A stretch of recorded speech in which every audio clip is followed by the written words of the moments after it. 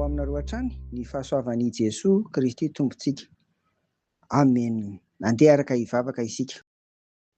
Misaotra Tompo ny amin'ny asa fanahinao masina izay miasa aty anatinay ary anisan'ny atoronao anay ao anatin'izany ny fahafahanay rehetra Tompo miara-miaina aminao ary indrindra ihany koa hamantaranay ny fisianao izay tsy mitsahatra Tompo.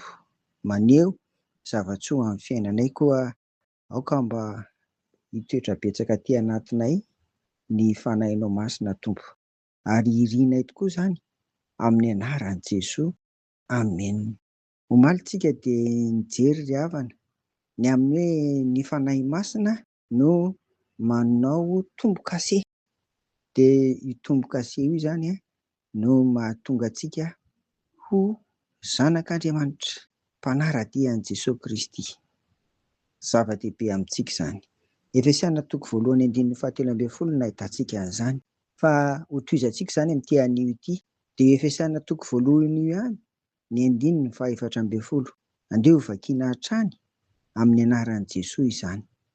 Izany fanahy izany no santatry ny lovantsika ho amin'ny fanavotana ny olona izay nalainy ho an'ny tenany, ho fiderana ny voninahiny.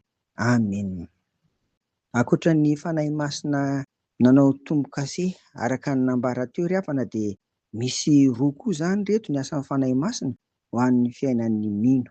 Voalohany amin'izany dia antoka, fa manana koa ary indrindra manana lova izay voatahiry mandra-piavin'i Jesoa Kristy isika.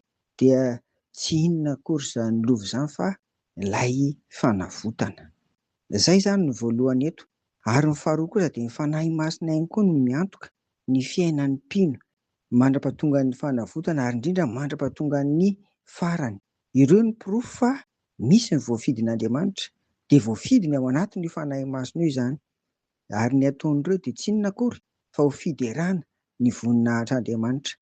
Eto izany dia tsy manana atao intsony ny olona izay mifidian'Andriamanitra amin'ny alalan'ny asan'ny fanahy masina, tsy manana atao intsony afa-tsy ny midera azy, ho fiderana ny anahy. Dia tahaka ny ataon'ireo anjery koa izany.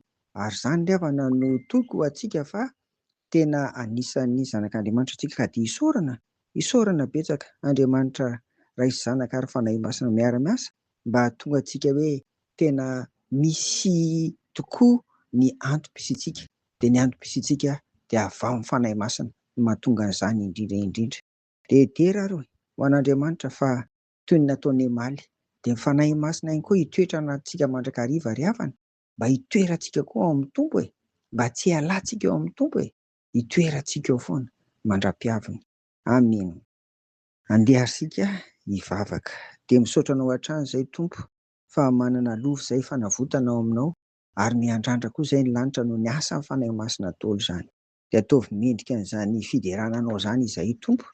Ampio izay mba hiaro tena ary tsy ho voapetipety ny lotony izao tontolo izao fa reny ny manamaloka, mampalahelo ary mety tsy ahitana ny asan'ny fanahy masina eo amin'ny fiainanay. Amin'ity anio ary dia tantany mandrakariva izay Tompo amin'ny asa mandrara sy ny edy dia manandraikitra miandry anay rehetra. Ary dia araka ny nambara teo ho voninahitra ao anay izay ataonay amin'ny anaran'i Jesoa.